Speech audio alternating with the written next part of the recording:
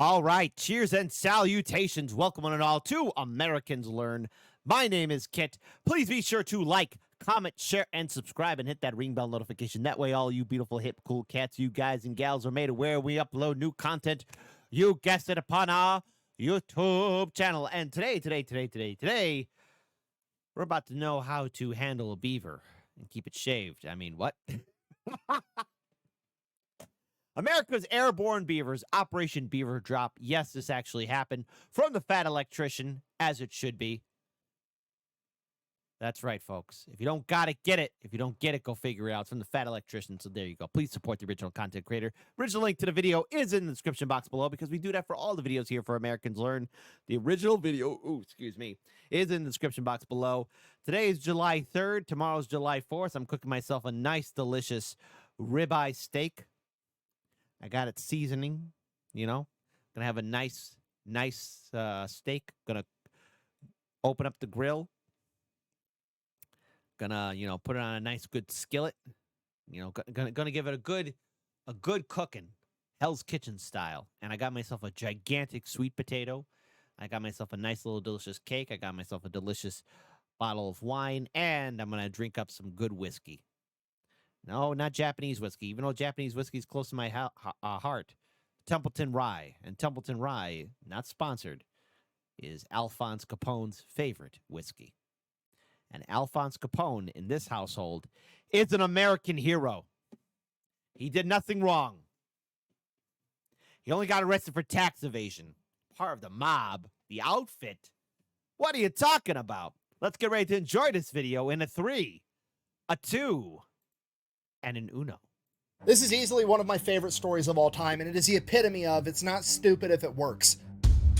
Yes! Today we're talking about Operation Beaver Drop, that time that a bunch of World War II veterans that worked for the Idaho Fish and Game Department got assigned the task of relocating a bunch of beavers to a different habitat, and they decided that the cheapest, safest, most cost-effective way to go about that was to strap them to parachutes and throw them out of a plane. And we're gonna get into it right after this ad, because I got bills. This video is brought to you by Conflict of Nations, a free online PvP military strategy game. It is based on a World War III type scenario where you get to pick your own country, or you can pick a state inside of the United States, because that's really the only way to make it fair for everybody else. Otherwise, America would be the instant win. That's right, we are. I mean,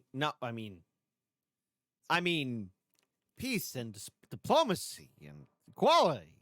Personally, I always start out as playing Iowa for obvious reasons, and my first order of... So you're a friendly neighbor. How you doing, buddy? After all, Templeton, I had no idea he was from Iowa, and Templeton Rye is from Iowa. If I have a favorite form of whiskey, it's Templeton Rye. Alphonse Capone from Chicago, even though he's from NYC. He's Chicago. Templeton Rye was his favorite. You know what? Official statement. At least for me speaking. Americans Learn gives not 1, but 10 thumbs up to the fat electrician. You're my favorite of the channels. I mean, Dova Hattie, listen, he gave an unbiased history of Rome. But he's a friendly neighbor. I never knew that. Business every single time is attacking Minnesota and turning them from Minnesota into Upper Iowa. They can't win a Super Bowl and they're not going to win this battle. It's an easy W. But you don't have to attack. Remember, this is a strategy game. You can be diplomatic and form an alliance with another nation and work together. I mean, you could. I'm not gonna. I'm gonna build up my army with tanks, jets, and nuclear submarines and turn my attention to Wisconsin. Okay, I'm gonna be honest with you guys. The nuclear submarines are not super helpful in Midwestern warfare, but that's the type... Hey, just take it easy on Illinois, all right?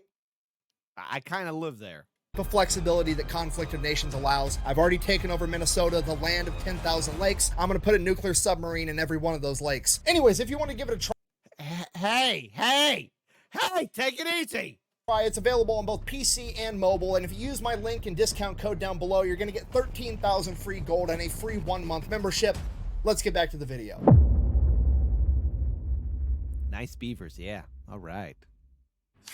All right, let's just take this from the top. Beavers, okay, one of my favorite animals. Why? Because I believe it is the animal that is most similar to humans. And I know what you're going to say. You're going to say, what about monkeys? What about apes? What about chimpanzees? They've all got thumbs and they poke shit with sticks and they eat bananas just like people do. That's Yeah. fine. I understand that they're very similar to people, but beavers are the most similar to humans in spirit. We are the only animals on the planet with the audacity to walk into a new ecosystem and be like, wow, I hate everything about this. I could A, migrate, but I'm not going to do that. I'm going to go with option B and change everything about the world around me to make it suit me better and fuck everybody else. That's Do I right. enjoy the wetlands that beavers create with their dams? No, it's not my jam. However, game recognized game, because when a beaver sees running water and is like, "You gonna do this? Okay, fine." That's all I needed for him to do that, and it became personal with me. Yes. it's no different than when it's July and it's hot out and I decide to turn my air conditioner on so I can domesticate the wind so that my balls aren't hot, okay? It's about changing the Fair environment enough. around you rather than changing yourself. Okay, it's just That's reasonable. I can't argue with these. You know what? If he's got a blog or a live journal, I'll subscribe. that species-wide main character energy of I don't need to evolve anymore, I'm perfect how I am, I'm going to evolve the world around me to some shit that I like more. So while I have a great childish respect for beavers, unfortunately for the beavers, between the 15, 16, 17, 1800s, their furs made dope-ass hats and they were really popular all across Europe, and the beavers were almost hunted to extinction for their pelts. Okay, and as I'm sure you can imagine, no beavers means no beaver dams means no wetlands, and no wetlands messes up the entire ecosystem. Okay, we can't have it, we gotta quit killing all the beavers. So the early 1900s, people realized this, they put protections on the beavers, and we quit trying to hunt them to extinction and actually try to help encourage their population to build back up, okay? Fast forward like 50 years, 1945, 1946, right around then, all the young men that went off and fought World War II are coming back home. They got a bunch of money from fighting that war, they want to get a wife, build a house, have some kids, do people 1950s art propaganda.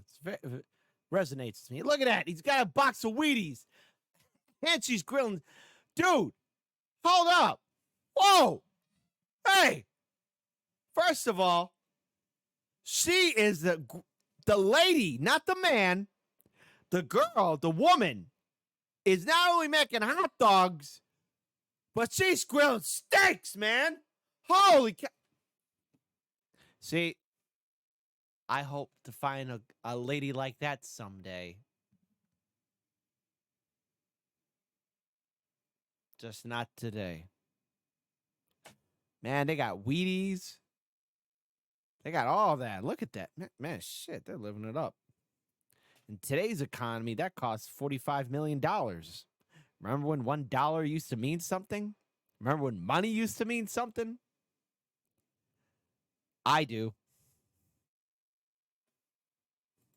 things. So they start expanding, and one of the places this happens in is a town called McCall, Idaho, and they start expanding and the town gets bigger and bigger, and eventually it displaces a bunch of beavers that have been out in the woods doing beaver things for hundreds of years, and these new beavers get displaced and they go out and they start fucking up a bunch of farmers' fields and irrigation systems. Good. It gets to the point that the people in the town are just going to start shooting these beavers because No! they're messing everything up. At this point, the Idaho Fish and Game Department, presumably also full of World War I and World War II veterans, steps in and like, no, we're not gonna kill these beavers. These guys are awesome. They do a lot for the environment.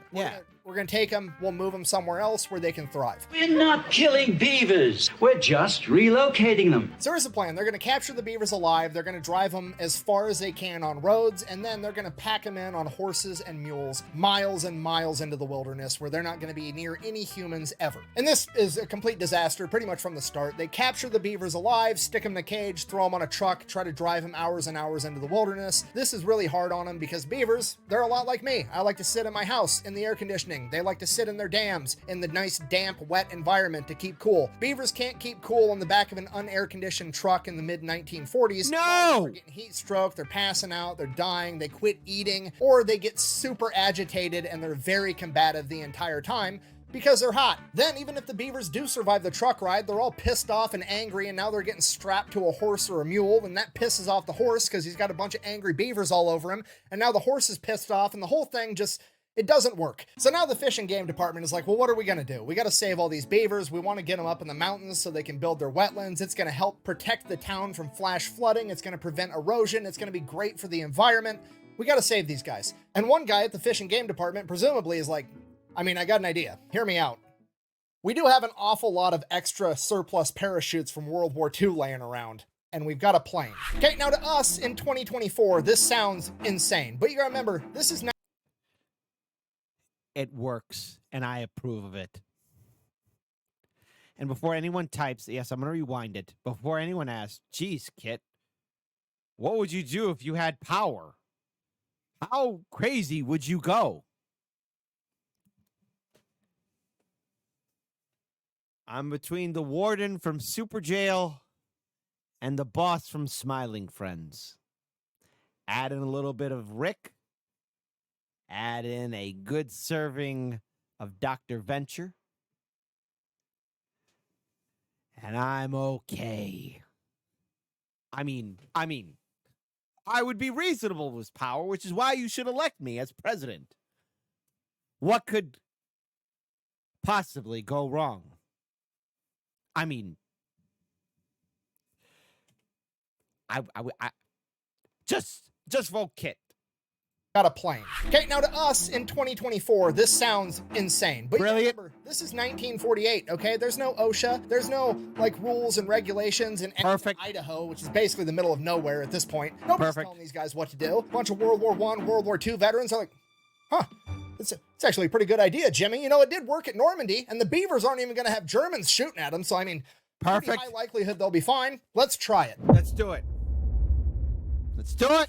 So, first order of business, we got to develop a box that opens up once it hits the ground and gets the beavers to the ground safely. Pretty simple. It's basically two halves of a box with some holes drilled in it. They weave the rope through. Once the parachute lands, there's no more tension on the rope. The box just kind of falls open. The beavers get out and start doing beaver things. So first we're going to test it before we put any innocent beavers at risk. We're going to take some empty weights, put them in the boxes, go up in the plane, drop them over the practice field, see how it goes. Goes fine the first couple of times. Okay, let's try it with one beaver just for practice. So they go ahead, they pick an older male. He's out of his breeding prime, potentially dangerous to some of the younger males. If something does happen, he's lived out most of his life. They name him Geronimo because they're a bunch of meatheads and that shit's funny. So they put him in a Hey, careful with the names.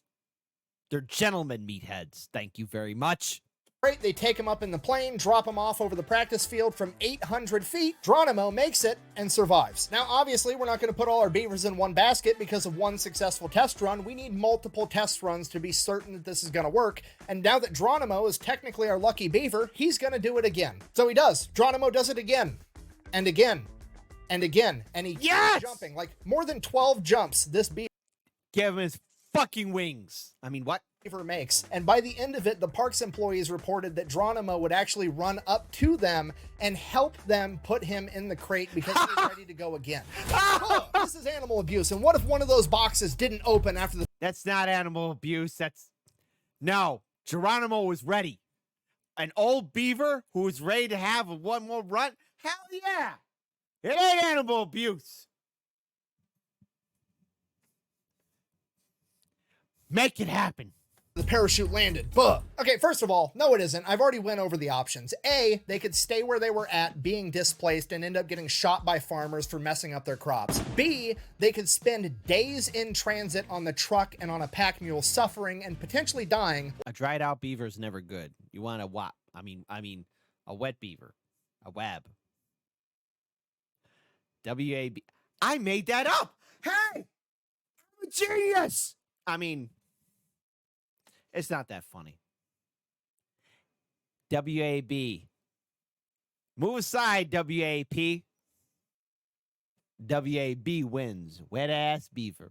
Or C, we can throw them in an airplane, fly them there in 15 minutes, and then throw them out the side. They can get their jump wings while they're doing their Band of Beavers reenactment, okay? It's literally the best option. Okay, secondly, why are you worried about the box not opening? Like, did you think about this at all? It's a pine box, and that's a beaver, okay? Literally the only animal in the animal kingdom known for cutting down trees with its fucking face. I have the utmost confidence that if one of those boxes malfunctions, the beaver is gonna figure it out. All right, so now they have their beaver delivery method. They develop a plan. They pick out a bunch of different locations all over this wooded area where they're gonna be able to drop these beavers off in groups of like 3 to 5, 2 males, 3 females, 1 male, 3 females, something like that, enough that they're going to be able to rebuild their own little colonies, but they're going to be spread out enough that they're not going to congregate into one thing, and it's going to be a humongous boost to the beaver population. This is what conservation's all about. So they get that all figured out, they have the plan in place, they know the delivery method, now they just got to go catch all the beavers. So they go back to town, catch them all, there's 76 of them. They take them back, they start loading them in crates, and they're going to take them up in the plane and throw them out the side. And here's the best part about the whole thing, they filmed it. Into the drop box. nearly ready for that flight back into the mountain. And this is where you can really start to see that this is a different. Putting a beaver in a box. Oh, come on. Stop it with the tomatoes. It's a funny sex joke that's not that funny, but it is kind of funny. Box, beaver, W-A-P, W-A-B. I never said I was the hero of the story, folks. One day I'll be dead. But I will never sit here and act holier than anybody else. Time. I mean, look at this absolute Chad just manhandling this beaver into that crate with no safety Putting a beaver in a box. Thank you very much. equipment, no gloves, no eye pro, nothing. If this were modern day, that guy would have leather protective gloves up to his elbow. He'd have safety glasses with a hard hat, with a face shield, with a leather apron. He'd have two dudes holding his hand while he did it just to make the safety guy happy. No, this is just some angry war veteran throwing a beaver into a box like it's another 8-hour workday. It's fantastic. That's it. They get the beavers loaded up on the plane takes off, they drop all the beavers in their designated drop zones. 75 out of the 76 survived. I don't know how they know this. Oh no, we lost one. Assuming they had people on the ground at the different drop locations to make sure the boxes opened or that the beavers made it or whatever. But apparently the one beaver that didn't make it had somehow either slipped through the crack when the rope was loose or eaten his way out of the box after they let it out of the plane. And the beaver was last seen standing on top of the box with the parachute above him. And he probably would have been fine, except when he got 75 feet off the ground, he decided to jump. So on one hand, that's kind of sad, but on the other hand, natural selection. If the other 75 beavers... It's kind of funny too. I mean, no, that's not funny. Look, I said I'm not the hero. I already know I'm going to hell, okay? So I'll see all of you in heaven as I'm burning in hell, okay? So there, okay? All of you are going to heaven. I'm going to HE double a hockey stick, okay?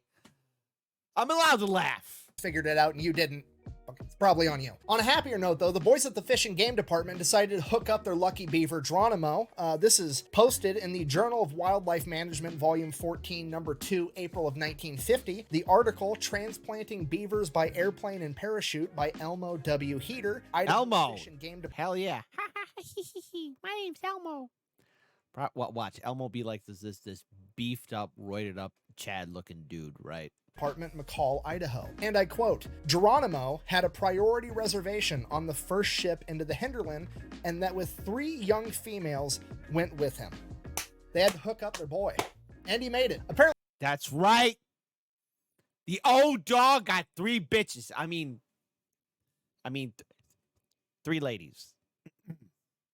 They went to check in on him a couple years later, and his new colony was, and I quote, very well established. And Geronimo was not unique in that, because pretty much every drop zone ended up turning into a thriving beaver colony in the following years, because they kept tabs on this entire thing. And not only did it work, it was also super cost effective, because according to this journal, the cost of transplanting one of these colonies was $30. It was $2 for the box, $16 for the surplus cargo parachute, and the flight time, man hours, and fuel totaled to $12 for a total. Nope.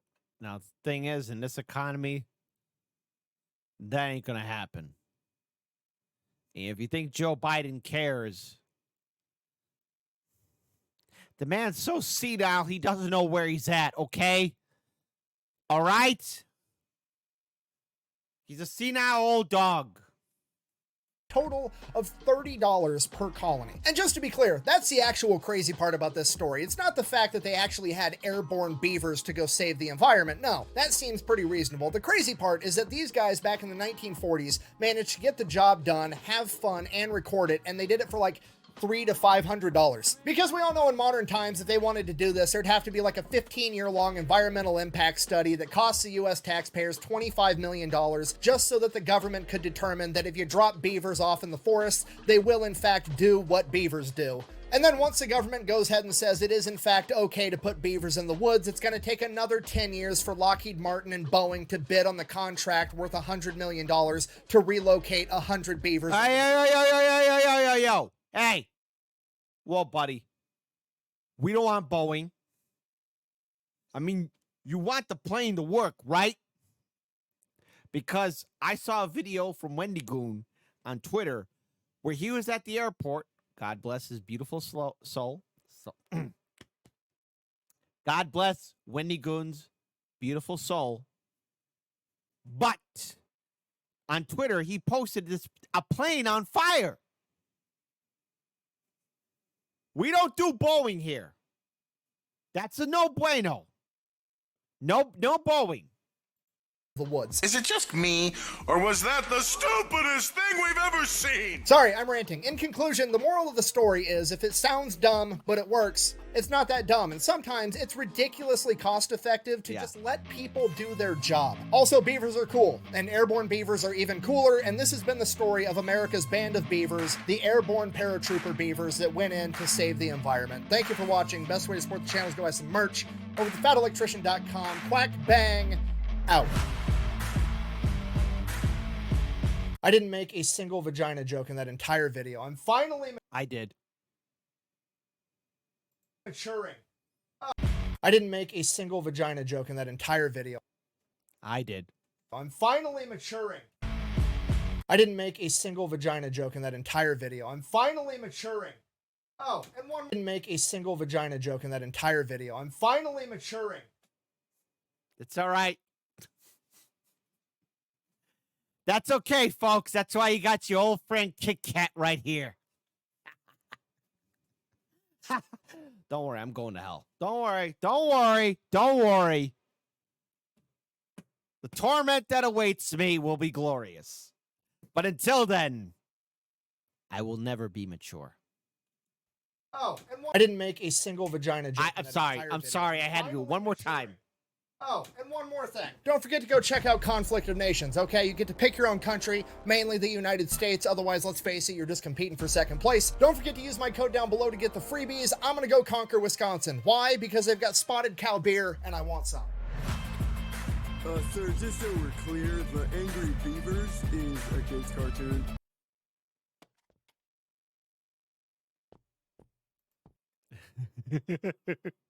Robot chicken. Good choice, sir.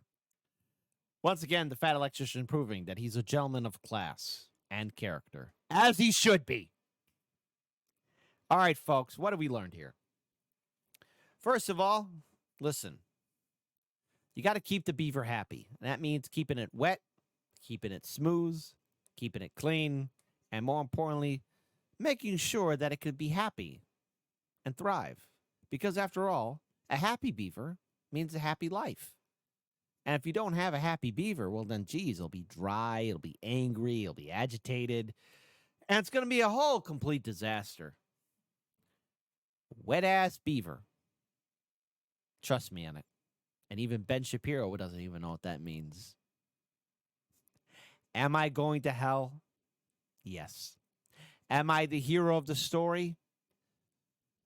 I realized I'm not the hero. But I try my best to live my life in a world that's understandably out of my control. Until then, remember, be kind to each other, be kind to the world and the environment, and always make sure that the beaver is wet and happy, as it should be. Peace. By the way, I didn't know what Fat Electrician from Iowa. Templeton Rye for the win. Alphonse Capone, after all, he's a saint. He did nothing wrong.